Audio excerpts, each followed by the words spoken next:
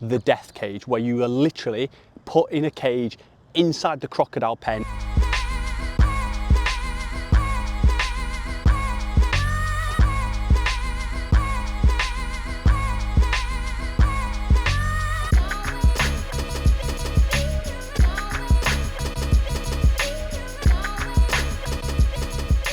Welcome to another Gaz Right video. It's day number 35 of making a YouTube video every single day. We're 6 months through our trip and we finally made it to the land down under. We're in Australia, we're in Darwin in the north of the country. We've got a beautiful sunrise just battering down, tanning up the skin, as you can see right now. We've got down onto the marina this morning and we've just got an absolutely unbelievable day lined up. We've only got one full day exploring Darwin itself. So we're going to be in the city, a little bit of coffee, a little bit of brunch action, just taking it nice and slow, seeing what it has to offer. And then we picked up the Suzuki Swift, tiny little car. Me, and the General, aka Bateman, are going to be exploring a couple of the national parks. The content is going to be coming thick and fast. The internet is still terrible, so we've still got a bit of a backlog of videos, but we're going to be getting through them. We've got the birds in the distance. Just come this way a little bit. So we walked round this morning, so we're just across from Timor Leste, and they have loads of crocodiles here in Darwin. It's one of the main things to do and see. We're going to be doing that in about 2 or 3 days. Walked around this corner about 6:30 this morning, saw this crocodile half asleep and absolutely shat my pants. But luckily, what have I got on? The Crocs in sport mode. Check the calves, so we're ready. If any of them want to come, I reckon it's 50-50, a couple of these, or we'll just be running off, hopefully quicker than the king. But yeah, unbelievable day lined up. If you have any questions, as always, bang it down in the comments. While you're down there, hit the subscribe button. Still en route to 2K subs. Let's get cooking, baby. We're in the absolute mixer that is Croc Cove. Let's get past the fact our zoos, this sort of stuff, good, bad, whatever. This is obviously a big conservation focus after the saltwater crocodiles nearly went extinct in 1971. There's only 3,000 left, 500 at like teenage reproductive ages, and yeah, back up to full force, giving it some beans. It is £20 per person to get in here, and honestly, for me, I usually hate this sort of stuff. Not a fan of zoos, not a fan of anything like that. It's actually unbelievable. They do 2 shows a day, one at 11:30, one at 2:30, like feeding time, which we've just watched one of the shows now. They actually feed them a tiny amount in comparison. If you do want to see me and Em feeding some crocodiles, we did it in Timor Leste at a police station 3 days ago. Go check that back out on the channel. Absolutely ridiculous vibes.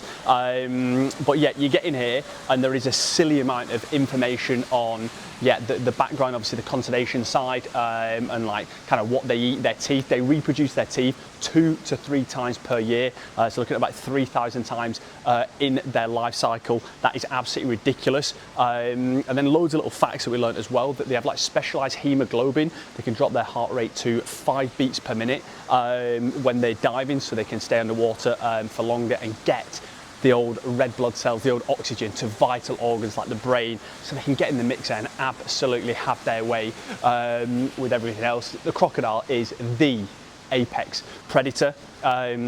They were showing like what are the strengths of the jaw, and like the human one can do, I think it was like 20 pounds or 20 kgs. A great white shark or a lion can do about 600 pounds, and a crocodile is 6,600, so 10x on a great white shark and a lion, and it's more than like a dinosaur. I can't remember which dinosaur it was now, like Tyrannosaurus Rex or whatever it was.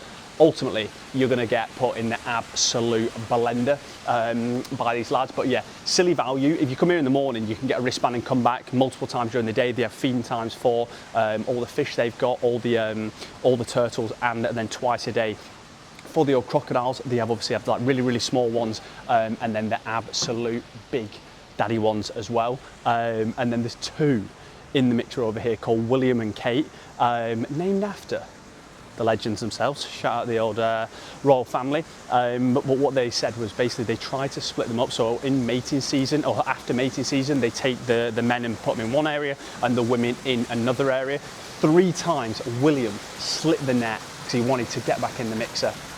with Kate. So after the third time, they just thought, oh, let's just leave them together and let's see what happens. So yeah, a crocodile love story. Who would have bloody well thought it? But yeah, for me to say this is a good thing, take that as a massive, massive positive, because yeah, I'm not usually a fan of stuff like this. Super insightful, super involving, especially if you have kids and stuff, they get them involved on a few of the different things. You can even feed them off this little pen as well. It's like a fishing rod at a fair, but you're feeding a crocodile, so it's pretty loose, mate. So yeah, nice little exercise, nice little activity to kick the day off, and it is absolutely baking in it.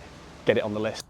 Once you've done a little bit of exploring, a little bit of adventuring, it's about getting some fuel in the system. Sam, if you're watching Sam Girl in Nutrition on YouTube, will be happy with this one. We've gone to Fat Tuna, I believe. I've been told, I've been informed, the #1 lunch spot in Darwin.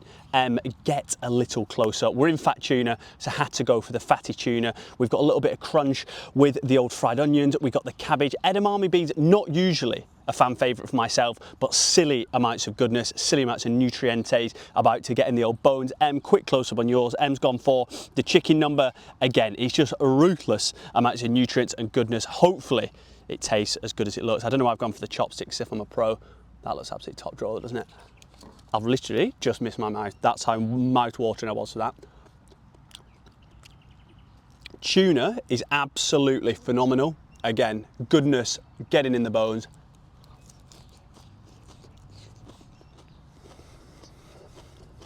That, banging, but it will set you back 15 of the Queen's English pounds, $31. But the price you pay for a good bit of nutrientes, banging. That is actually sensational. Lunch, nutrients getting into the bones. It feels good to get some salad. It feels good to get some actual food in the system. Been eating like Burger King in Timor Leste, which, if you're unaware, is not ideal for the old rig.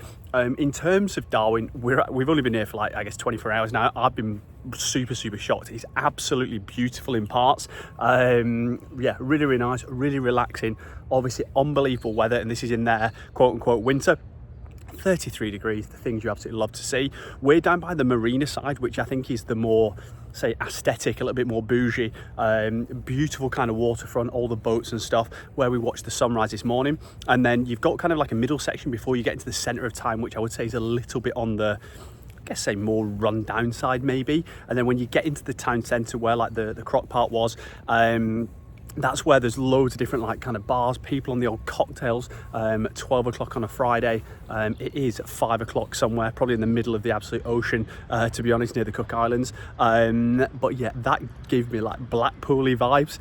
But yeah, definitely an opportunity to fire up. If you are like a backpacker, solo traveller looking to stay in a hostel, that's where all the hostels were located. And I'd probably say it's about a 15-20 minute walk down to the marina where we were. And then the bayside where we're now having like just lunch, sat on this like lovely little green space behind us, is again absolutely beautiful. I'm just going to walk over to the waterfront. I don't want to be too loud. There's people reading, chilling, relaxing, but yeah, the views are absolutely ridiculous. Check this.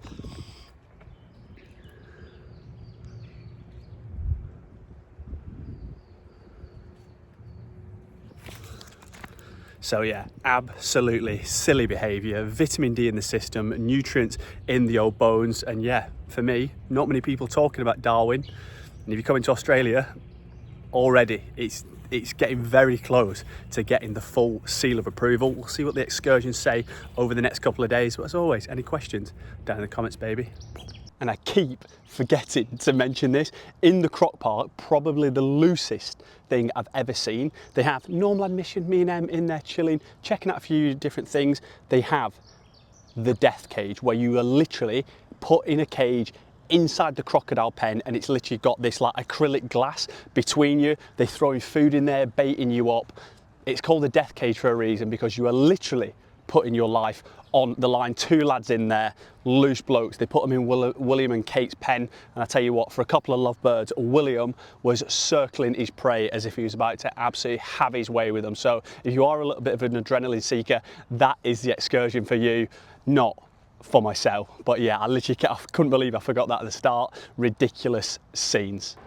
Unreal. little find down by the old bayside, down where the old sky bridge is, little park. This is what we're talking about, like getting on Regent's Park. We've got a little man-made little sandwari, little beach here, little inlet from the sea. You can get in, chill, relax, a few beer waris, a few barbecue wari naans, mixture of old, young, for all ages. And then if you want to spend a little bit extra money, you can get yourself on the old inflatables, flying about, smashing yourself up, giving a few beans. Me and them gutted we didn't bring our stuff. We might come back in a few more days, but yeah, this is an absolute unreal little spot. This is what I was thinking, Australia vibes, a little bit of aquatic activities, and yeah, mix it in with, do you know what I mean, a little bit of volleyball, little bit of beach action, and then on the far side over there, I'll hopefully stay around a little bit longer and overlay a video now, but they've got like a proper wave pool and stuff where you can get in there with rubber dinghies. I'm not sure if you can surf, but yeah, it looks like an absolute vibe. So this is just ruthless scene. So if you are in Darwin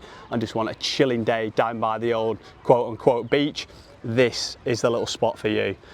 Because yeah, it is just absolute ruthless vibes. There's loads of little cafes, little bars, all dotted around the outside as well. So you do need to keep topped up with the old beer waris, or the old schooner wari naans.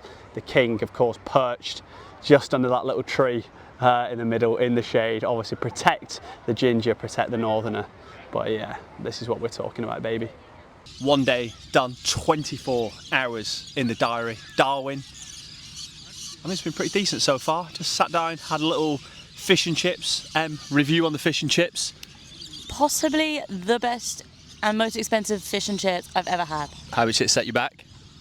£15. Yeah, I think it was like £13–14 per person. Really? Oh wait, and then tartar sauce as well. But it was banging. I feel as if sometimes you get it a little bit too crispy, a little bit too not too many actual potatoes in the chips, or sometimes it's not that nice of fish, overcooked. It was bang on the money.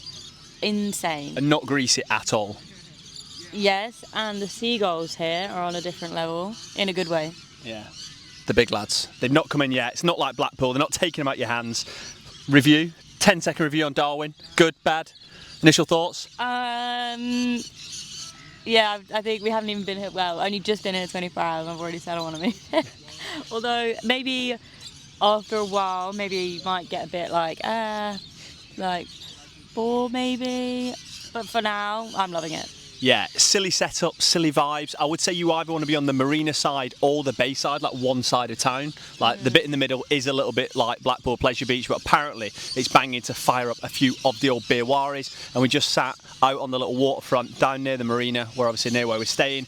Beautiful sunset. Loads of people sat out here. I would probably say don't do the sunset cruise. It's like £55 for a sunset cruise and fish and chips, or you can just go and get fleeced for £13 and watch the sunset here for free.